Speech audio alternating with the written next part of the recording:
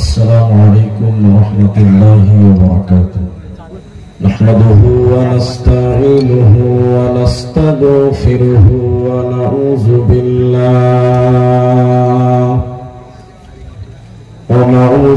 بالله من شرور أنفسنا ومن سيئات أعمالنا. من يهده الله فلا مضل له ومن يضلله فلا هادي له. وأشهد أن لا إله إلا الله وحده لا شريك له.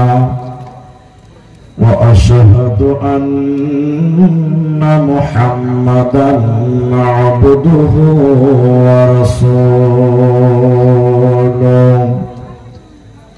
أما بعد فقد قال الله تبارك وتعالى: بسم الله الرحمن الرحيم. كل نفس ذائقة الموت. وقال الله تبارك وتعالى: قل إن الموت الذي تفرون منه فإنه ملاقيكم ثم تردون إلى عالم الغيب والشهادة فينبئكم بما كنتم تعملون.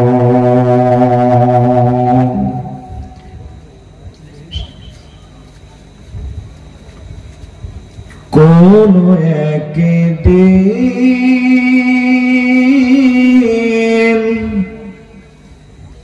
এদেশের আকাশে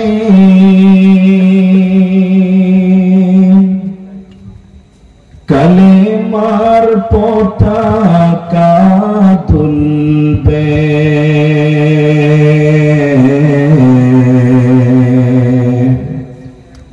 সেদিন সবাই আল্লাহরই বিধান পেয়ে দুঃখ বেদনা ভুলবে। কোন একদিন এদেশের আকাশে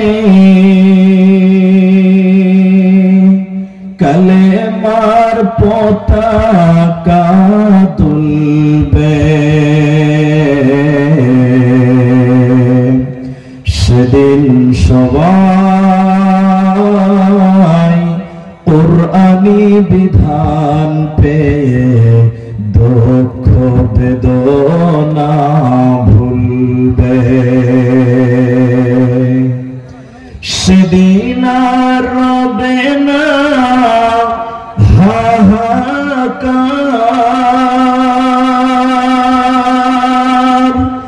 অন্যায় জুলুম অবিচার,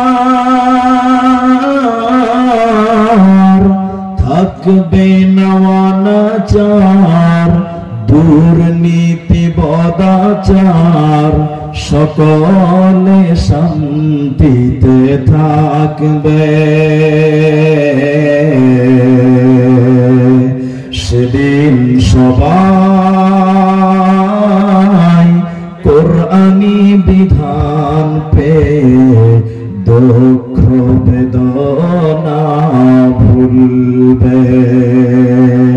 কোন একদিন এদেশের আকাশে কালেমার পতাকা দুলবে। সবাই আল্লাহরই বিধান পেয়ে দুঃখ বেদনা ভুলবে। উপস্থিত চলমান সভার যোগ্যতম সভাপতি, স্টেজে উলামায়ে কেরাম, অতিথিবৃন্দ, সামনে বসে থাকা দিনদার ইমানদার মুমিন ভাই সকল, দোয়ার কান্টারি মুরব্বী সমাজ, স্নেহের কচি কাঁচা, পর্দার অন্তরালে বসে থাকা মুমিনা সলেহা মা ও বোনেরা, প্রাণ প্রিয় করণদিঘি উত্তর দিনাজপুরবাসী, প্রশংসা করি সে আল্লাহর যে আল্লাহ আমাদেরকে শীতের শুরুতেই এক মাদ্রাসা কেন্দ্রিক আয়োজিত মাহফিলে বসিয়ে কোরআন এবং হাদিসের আলোচনা করা, আপনাদের শ্রবণ করার যিনি তৌফিক ইনায়াত করেছেন, আমরা সকলেই বলি আলহামদুলিল্লাহ। দরুদ ও সালাম বর্ষিত হোক সরকারে কায়নাত তাজদারে মাদানী নবী কুল শিরোমণি ইমামুল আম্বিয়া, নবী মক্কি, নবী মাদানী, নবী আহমদ, নবী মুহাম্মদুর রাসূলুল্লাহ সাল্লাল্লাহু আলাইহি ওয়াসাল্লাম। আল্লাহুম্মা আমিন, আল্লাহুম্মা সাল্লি আলাইহি, আল্লাহুম্মা বারিক আলাইহি। মুহতারাম ভাই ও বুজুর্গ দোস্ত,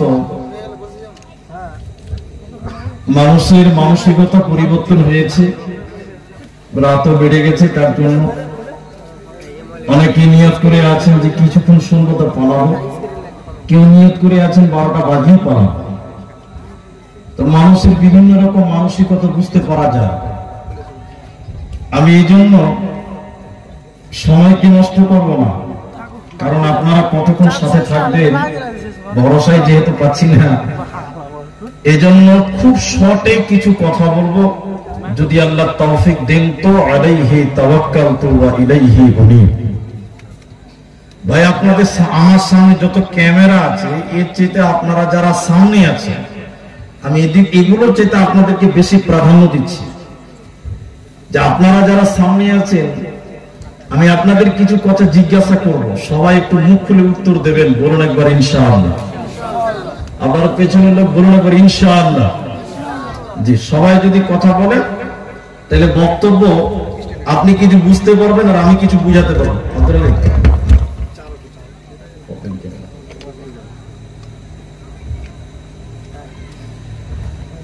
আমি আপনাদের সামনে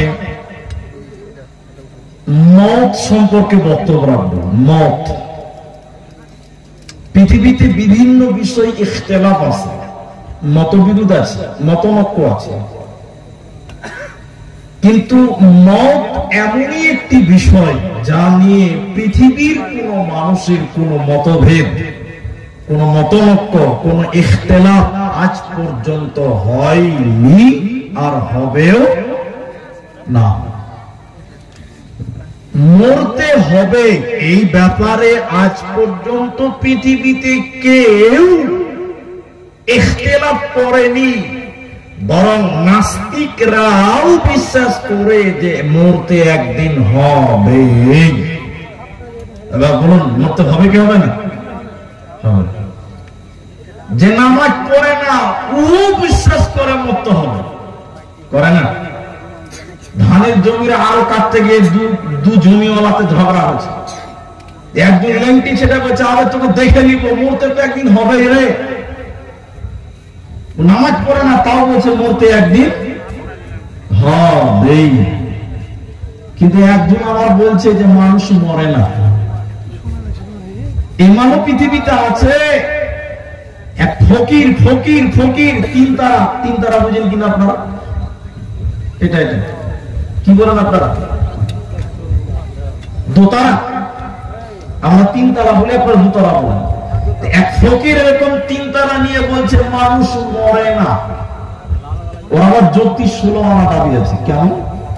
ওই রকম করে গজলের সুরে বলছে, আমি বুঝলাম না ব্যাপার, কে বলে মানুষ মরে, মরলে মানুষ বিচার হবে কার, আমি বুঝলাম না ব্যাপার।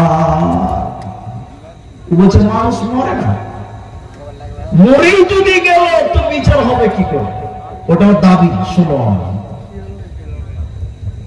একমাত্র মত যা নিয়ে মানুষের মধ্যে কোন রকম সন্দেহ বা কোন রকম মানে কনফিউশন নেই যে মুক্ত হবে, সেই মৃত্যুটা কিভাবে হবে, কখন হবে, সবকিছু একজন বরাদ্দ করে রেখেছে, তিনার নাম আল্লাহ। এই জন্য আল্লাহ বলছেন, কুল ইন্না সলাতি ওয়া নুসুকি ওয়া মাহইয়ায়া ওয়া মামাতি লিল্লাহি রাব্বিল আলামিন। হে পৃথিবীর লোক, তোমার বেঁচে থাকা, তোমার মরে যাওয়া, ওয়া মামাতি ওয়া মাহইয়ায়া ওয়া মামাতি, তোমার হায়াত, তোমার মত সবকিছু একজনের জন্য, তিনার নাম আল্লাহ। যেন মানুষ মরবে, মৃত্যুর স্বাদ গ্রহণ করবেই। আর রাসূলুল্লাহ বলেছেন সেই মৃত্যুর জ্বালা, মৃত্যুর যন্ত্রণা, মৃত্যুর ব্যথা সত্যি, রাসূলুল্লাহ বলেছেন সত্যই মৃত্যুর জ্বালা হয়, মৃত্যুর কষ্ট হয়, মৃত্যুর যন্ত্রণা হয়। একজন মানুষ পৃথিবীতে ছিলেন, এদিকে তাকান, তিনি চ্যালেঞ্জ দিয়ে বলেছিলেন আমি পৃথিবীতে 150 বছর বেঁচে থাকবো। একটু মুখ খুলে বলুন, ক বছর? 150 বছর। কিন্তু আল্লাহ যদি তার আগে লাইটটা বন্ধ করে দেয়, হায়াতের বাতিটা যদি আল্লাহ তার আগে নিভিয়ে দেয়, বেঁচে থাকতে পারবে? চ্যালেঞ্জ, চ্যালেঞ্জ, গোটা পৃথিবীকে চ্যালেঞ্জ করে বলেছিল 150 বছর বাঁচবো। তার নাম মাইকেল জ্যাকসন। গুগলে সার্চ করে দেখবেন। যে বিছানাতে ঘুমাতো, বিছানাটা অক্সিজেন প্রুফ বিছানা, কখনো তার হার্ট অ্যাটাক হবে না, শ্বাসকষ্ট হবে না। যে গাড়িতে চলতো সবসময় বিজ্ঞ অভিজ্ঞ ডক্টর তার সঙ্গে থাকতো, চ্যালেঞ্জ করেছে আমি 150 বছর আগে মরবো না। কিন্তু আপনারা জানেন মাইকেল জ্যাকসন কতদিন বেঁচে ছিল? কতদিন জানেন কেউ?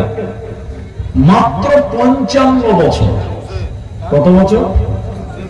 চ্যালেঞ্জ দিয়েছিল কতদিন? আল্লাহ বলছেন ওটা আমার হাতে আছে রে, কার কখন মত হবে পৃথিবীর কেউ সেটা জানে না। আল্লাহ বলছেন এমন সাজিয়ে রেখেছে তুই যেখানে পালাবি, পালানা কেন? আমার আজরাইল তুই এক্সপ্রেস গাড়িতে বাস করে, তোর আগে পৌঁছাবেই, পৌঁছাবেই, পৌঁছাবে। এটা যুক্তি দিয়ে আয়াতটা পাঠ করছে, একটু উদাহরণ দিয়েছি, আয়াতটা বলছে।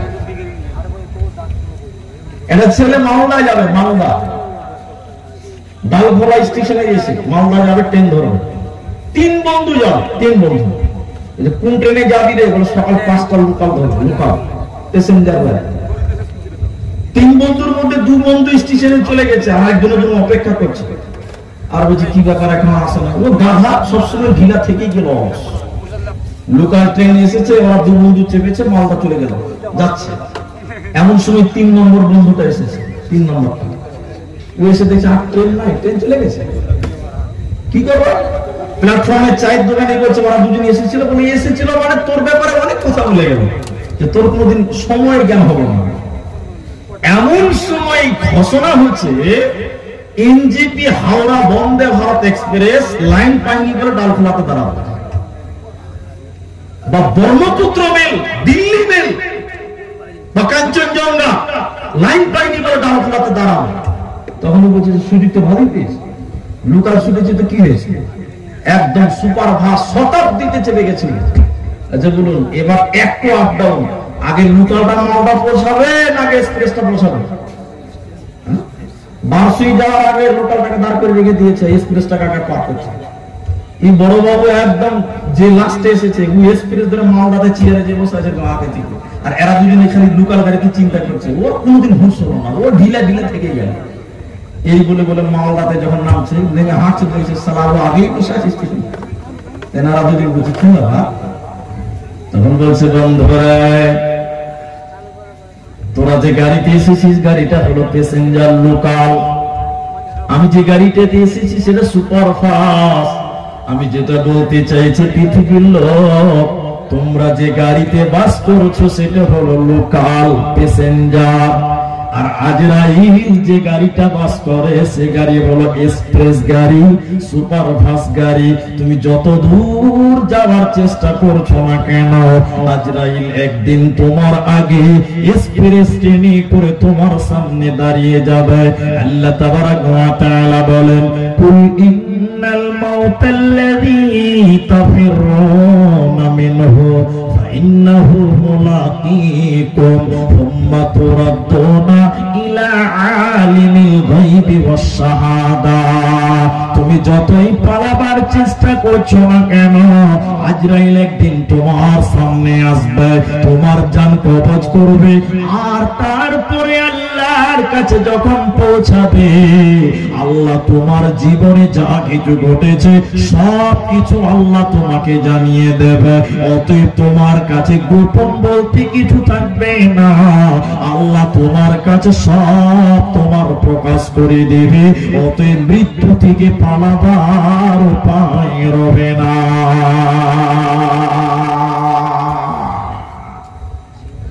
একটা লোকের খুব শরীর খারাপ, অনেক অসুস্থ, রোগ ধরতে পারছে না। রায়গঞ্জ ডাক্তারখানা থেকে, মেডিকেল কলেজ থেকে রেফার করে দিয়েছে মালদা, এখানে হবে না। যে লোকটা অসুস্থ হয়েছে, বয়োবৃদ্ধ মানুষ, ছেলেদেরকে বলছে চরে বাপ মালদা যাই, বাঁচতে তো হবে। ছেলেরা মালদা নিয়ে গেছে। মালদা ডাক্তারকে বাবু চেক আপ টেক আপ করার পরে বলছে, চাচা তোমার এখানে হবে না, তোমাকে বহরমপুর যেতে হবে। চাচা বলছে চরে বাপ, ছেলেদেরকে বলছে বাঁচতেই হবে। বহরমপুর ডাক্তারখানা যখন গিয়েছে, ডাক্তার চেক আপ করে বলছে তোমাকে হবে না, কলকাতা পিজি যেতে হবে। পিজিতে ডাক্তার বলছে হবে না, তোমাকে ভেলোর যেতে হবে। 2 লক্ষ টাকা খরচ করে বাঁচার জন্য ভেলোর যাচ্ছে, কিন্তু ভেলোর যাওয়ার সঙ্গে সঙ্গে আজরাইল তার সামনে এসে দাঁড়িয়ে গেছে। তুমি মৃত্যু থেকে যতই পালাবার চেষ্টা করো না কেন, মত একদিন তোমাকে ছাপ্পা মেরে ধরবে। মৃত্যু থেকে পালাবার ক্ষমতা পৃথিবীর কারো হবে না। আল্লাহ তাবারাক ওয়া তাআলা বলেন, কুল্লু নাফসিন যায়িকাতুল মাউত সুম্মা ইলাইনা তুরজাউন। প্রত্যেকটা নাফসের মৃত্যুর স্বাদ গ্রহণ করতে হবে, মৃত্যুটা চাটতে হবে, চেক করতে হবে, স্বাদ গ্রহণ করতে হবে। শুধু তাই নয়, আল্লাহ বলছে তোদের আমার কাছে আসতে হবে, আর আমার কাছে তোদের হিসাবটা দিতে হবে। অতএব মৃত্যু থেকে পালাবার মতন ক্ষমতা পৃথিবীর কারো হবে না। এই দুনিয়াতে এসেছো মানে পালাতে হবে। এই দুনিয়া रहने के लिए नहीं है, बल्कि जाने के लिए आना है। अगर रहने के लिए आना तो जगह ही नहीं मिलता। এই পৃথিবীতে কেউ থাকার জন্য আসেনি।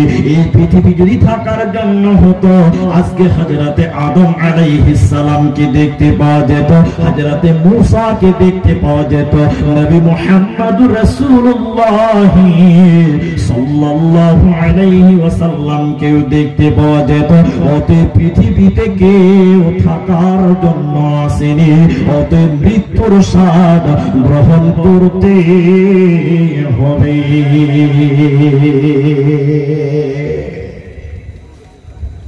দেখেন আমাদের নবী মৃত্যু গ্রহণ করছে, স্বাদ গ্রহণ করছে। দেখেন আমাদের রাসূল নবী মুহাম্মদ মৃত্যুর ঘটনাটা শুনেন। মৃত্যুর কি কঠিন, মৃত্যু কত জটিল, মত কত কঠিন, মত কত জটিল। আল্লাহ নবী বুধবার বৃহস্পতিবার তার শরীরে জ্বর, নবীজির শরীরে জ্বর। বৃহস্পতিবার গেছে, শুক্রবার গেল, শনিবার গেল, এই করে করে 3-4 দিন যায়। যতদিন যাচ্ছে আমার নবীজির জ্বর আরো বাড়ছে, আরো বাড়ছে। নবীজি আরোগ্য লাভ করেন না। শনিবার চলে গেল, রবিবার সকাল হচ্ছে, আল্লাহর নবীর শরীরে এতটা জ্বর, নবীজি থরথর করে কাঁপছে। সারাদিন জ্বর, এত নবীজির শরীরে থরথর করে কাঁপছে। রবিবার দিন যখন রাত হয়ে গেছে, নবীজির শরীরে এত জ্বর, আল্লাহর নবীর শরীরে এত জ্বর, নবীজি জ্বরের কারণে থরথর করে কাঁপছে, নবীজির জ্ঞান হারিয়ে যায়, নবীজি অজ্ঞান হয়ে যাচ্ছে, নবীজি বেহুশ হয়ে যাচ্ছে আল্লাহর নবী। এমন সময় গভীর রাত্রিতে নবীজি তাহাজ্জুদের নামাজ পড়ার পর ফজরের নামাজ পড়ে জ্বরের কারণে নবীজি অজ্ঞান হয়ে গেল। এত জ্বর, নবীজির জ্ঞান নাই, নবীজি জ্ঞান হারিয়ে গেছে। এমন সময় ফজরের আজান মসজিদে নববীতে হযরত বেলাল আজান দিয়েছে, নবীজি অজ্ঞান হয়ে আছে। সাহাবীরা নবীজির জন্য অপেক্ষা করছে, নবীজি ফজরের জামাতের ইমামতি করবেন, নবীজি ফজরের ইমাম হবে। সাহাবীরা অপেক্ষা করতে করতে যখন নবীকে পেল না, নবীজি যেহেতু অজ্ঞান হয়ে আছে, সাহাবীরা হযরতে আবু বকরকে ইমাম বানালেন। হযরতে আবু বকর ইমামের মুসল্লায় গেলেন। নবীজির এত জ্বর, নবীজি জ্ঞান ফিরে পেল, বিশ্ব নবী জ্ঞান ফিরে পেলেন। নবীজি বললেন, আয়েশা রে তুমি বলো এখন কোন টাইম রে আয়েশা? মসজিদে নববীতে কি আজান দিয়েছে বলো? আম্মু জান আয়েশা বলেন, ইয়া রাসূলুল্লাহ, দয়ার নবী গো অনেকক্ষণ আগে আজান দিয়েছে। সাহাবীরা অপেক্ষা করতে করতে আপনাকে না পেয়ে আমার আব্বা আবু বকরকে ইমাম বানিয়েছে। লম্বা ঘটনা বিস্তার মর্ম তুলে ধরছি। নবীজি মসজিদের দরজায় গেছিলেন, অনেক ঘটনা। সোমবার দিন সকাল হচ্ছে, রাসূলের জ্বর যেন আরো বেড়ে যাচ্ছে, আরো বেড়ে যাচ্ছে, নবীজি থাকতে পারে না। নবীজি থর থর থর থর থর থর করে কাঁপছে, জ্বরের কারণে নবীজি অজ্ঞান হয়ে যায়। নবীজি থাকতে না পেরে বলে, আয়েশা রে আমার মেয়ে ফাতেমাকে খবর দাও। বোন ফাতেমা নবীজির বাড়িতে এলেন। নবীজি ফাতেমাকে কিছু বলেছিলেন, হাদিসের বর্ণনায় আছে। আল্লাহর নবী এত জ্বর, আম্মা জান আয়েশা বলছেন, রাসূল আমার এই উরুরানের উপরে মাথা দিয়ে আছে, আর আমি পাতিলা থেকে কাপড় ভিজিয়ে রাসূলের কপালটা বারবার মুছে দিচ্ছিলাম। নবীজি কখনো জ্ঞান হারাপা হয়ে যাচ্ছেন, নবীজির এত জ্বর। নবীজি ইশারা করলেন, আয়েশা রে মুখে দুর্গন্ধ মনে হচ্ছে রে আয়েশা, মিসওয়াক চিবিয়ে দাও, দাঁতন চিবিয়ে দাও। আম্মা জান আয়েশা বলেন, আমি নিজের মুখে দাঁতন চিবিয়ে দিলাম, ওই দাঁতন রাসূলের মুখে ব্যবহার হলো। নবীজির মৃত্যুর পূর্বে বুকের ব্যথা, বুকের জ্বালা, মৌতের জ্বালা, মৌতের ব্যথা, নবীজি দোয়া করছেন, আল্লাহুম্মা রাফিকাল আলা, আল্লাহুম্মা রাফিকাল আলা, ইন্না লিল মাউত লা সাকারাত।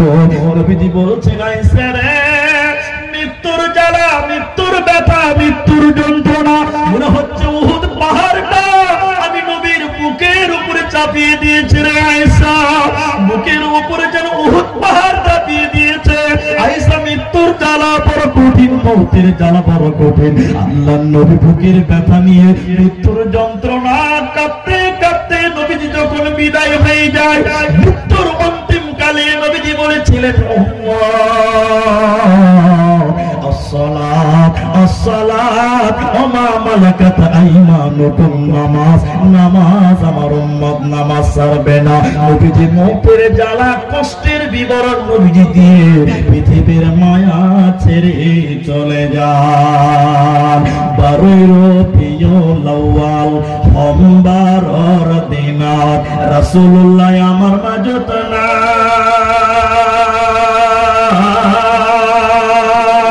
আল্লাহু তাআলা কি নীলা করে আমার মাজরে পরায়, আল্লাহু তাআলা কি নীলা করে আমার মাজরে পরায়। ফাতিমা বিবি, ফাতিমা বিবি কান্দিয়া বলিলে, পিতাই আছে আমার মাজত না, দয়ার আল্লাহ কি নীলা করে আমার মাজরে পরা। নবীজি বুকের মৃত্যুর জ্বালা নিয়ে পৃথিবী থেকে বিদায় হয়ে যায়। এত দামি মানুষ পৃথিবীতে আর কেউ আসবে না, এরকম মহান আদর্শবান, চরিত্রবান, যিনি মানুষের জন্য এসেছিলেন, সেই রকম ব্যক্তি বলছেন মৃত্যুর জ্বালা বড় কঠিন, মৃত্যুর যন্ত্রণা বড় কঠিন। দাদিকে মরতে দেখেছেন কোনদিন? দাদিকে বলছে দাদির বুকটা উঁচু হয়ে গেছে, দাদুর বুকটা উঁচু হয়ে গেছে। বলি স্যার, আমার দাদা যখন মারা যায় বুকটা ফুলে গেছে, আর যখন দম যাচ্ছে ভিতর থেকে গত বছর ফেব্রুয়ারিতে সম্ভবত হবে, হ্যাঁ, বিশেষ জালসা দিনাজপুর একটা মীরাপাড়া মাদ্রাসা, এই কুসুমন্দি মীরাপাড়া মাদ্রাসাতে ডেটটা ক্যান্সেল করলাম। আমার যেদিন আমি গেলাম আসাম, সেদিন আমার দাদি সিরিয়াস, তো ফোন করলো, আমি ডেটটা ক্যান্সেল করে চলে গেলাম। মারাই গেছে আমার দাদি। আমি দেখলাম জীবিত মানুষ, কোনো কথা বলে না, বড় বড় করে শ্বাস নিচ্ছে, ভিতর থেকে করে আওয়াজ। কেউ শুনেছেন ভাই এরকম আওয়াজ? এরকম আওয়াজ হয় কেন? শোনেন আপনি, আমি বলছি আর আপনি হাত পেতে দেখেন, মানুষের ভিতর থেকে শ্বাস বের করা দম নেওয়ার জন্য 8 থেকে 9টা রাস্তা আছে। একটু গুনে দেখি আমরা সবাই, গুনি। দুটো চোখ আছে, দুটো চোখ ভিতরের সঙ্গে কানেকশন আছে না নাই? হ্যাঁ না বলুন। দুটি কান আছে, তাহলে কটা হলো? একটু কথা বলুন, কটা হলো? 4টা হলো। নাক একটা, কটা হলো? মুখ একটা, কটা হলো? পেশাবের রাস্তা, পায়খানার রাস্তা। ভিতর থেকে এরকম গড়গড় করে আওয়াজ হচ্ছে, বুকটা ফুলে যাচ্ছে। আমর ইবনে আস রাদিয়াল্লাহু তাআলা বিখ্যাত সাহাবী রাসূলের, তিনি অভ্যাস ছিল মানুষ যখন কোথাও খাড়ি গোপালপুর, কোথাও রসখোয়া, কোথাও বিলাসপুর, এই যখন এলাকা থেকে অসুস্থ হয়ে মৃত্যু শয্যায় সজ্জিত হয়ে যেত, একদম মৃত্যুর কাছাকাছি হতো, আমর ইবনে আস, আমার দিকে দেখে, আমর ইবনে আস ওই লোকটার কাছে যেতে বলতো, কেমন লাগছে ভাই, কেমন লাগছে, কেমন লাগছে, তুমি বলো বলো বলো, মৃত্যুর সময় তোমার কেমন লাগছে, একটু বলো বলো বলো। আমর ইবনে আস বলছে, এত মানুষের কাছে তিনি গেছে, কিন্তু কেউ কোনদিন তাকে কেমন লাগছে এই কথাটা বলতে পারে। আমর ইবনে আস মারা যাচ্ছেন, আমর ইবনে আস কাঁদছে, অঝর মানে কাঁদছে। ছেলেরা বলছে কাঁদছেন কেন? আপনি না রাসূলের সাহাবী, লম্বা ইতিহাস আমি বলছি না। উনি যখন মারা যাচ্ছে, ভিতর থেকে গড়গড় করে আওয়াজ আসছে। হযরতে আবু বকর এবং আরো অনেক সাহাবী তিনার কাছে গিয়ে বললেন, বলো বলো বলো, তুমি না বহু মানুষের কাছে জিজ্ঞাসা করেছো কেমন লাগছে, কেমন লাগছে। আমর ইবনে আস, এখন আপনি মৃত্যুর কাছাকাছি চলে এসেছেন, আপনি বলুন আপনাকে কেমন লাগছে।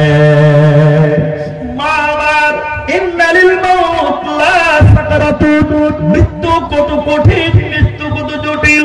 আমর ইবনে আস ভালো করে কথা বলতে পারছে না, এরপরও তিনি বলছে, ব্যাপারে ও রাসূলের সাহাবীরা তোমরা শোনো, আমার পায়খানা হয়ে গেছে, পায়খানার রাস্তা বন্ধ, পেশাবের রাস্তা বন্ধ, পানির রাস্তা বন্ধ, নাকের রাস্তা বন্ধ, ছোট্ট মাত্র একটা ছিদ্র, শ্বাস নালী যেটা নিয়ে অহরহ বড় বড় শ্বাস আমরা নিচ্ছি, বের করছি, অক্সিজেন নিচ্ছি, অক্সিজেন বের করছি।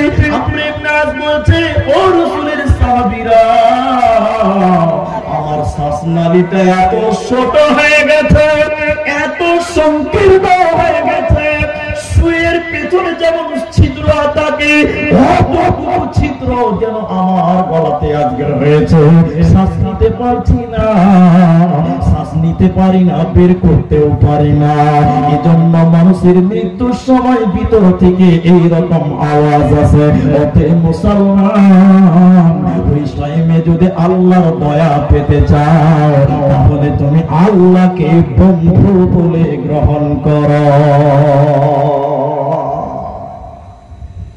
মৃত্যু আসান হবে, আমল বলছি। আর একটা বলি, এদিকে দেখেন, এটা রুমাল, সুতির রুমাল, এদিকে দেখেন, এদিকে দেখেন। একজন বর্ণনা করছে মৃত্যু কেমন, যখন ডানটা বের করে নেয়, কেমন কেমন কেমন কেমন। এদিকে দেখেন, বোরের গাছ বুঝেন আপনারা? কুল বুঝেন না বোর বুঝেন? বোরের কাছে ডাল আছে, তাহলে দেখুন কাটা আছে, কাটা কাটা। ধরেন এটা একটা ডাল, এদিকে দেখেন অনেক কাটা, এদিকে এই সুতির কাপড়টা দিয়ে এই কাঁটাতে জড়িয়ে দিয়ে দেখে বাজানো হবে, তখন কেমন আওয়াজ হবে? ছটছট করে আওয়াজ হবে এবং ছিঁড়ে ছিঁড়ে বাজানো। একজন বর্ণনা করছেন জানটা কেমন করে বের হয়, কেমন লাগে। বড়ের গাছের কাঁটা ওইখানে সুতির কাপড় দিয়ে টানলে যেমন ছিঁড়ে ছিঁড়ে কত কষ্ট বলে, যখন মালাকুল মউত জানটা বের করে মানুষের কতটা কষ্ট হয়। তবে আসান মত হবে, আসান মত হবে, আসান মত হবে। আমল করতে হবে। আমল কি? তুমি তোমার আল্লাহকে বন্ধু